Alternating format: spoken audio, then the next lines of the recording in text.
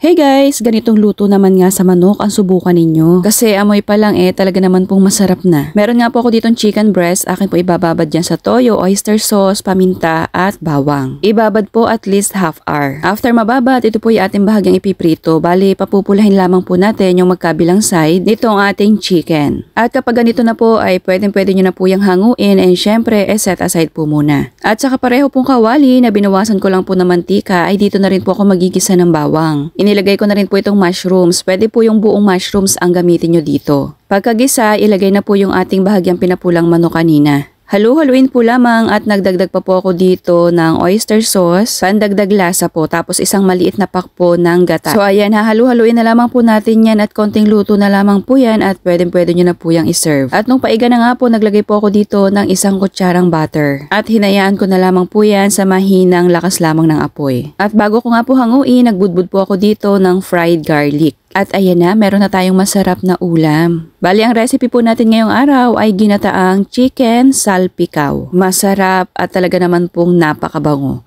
So, sana nagustuhan niyo po yung ating recipe ngayong araw na chicken salpikaw na ginataan.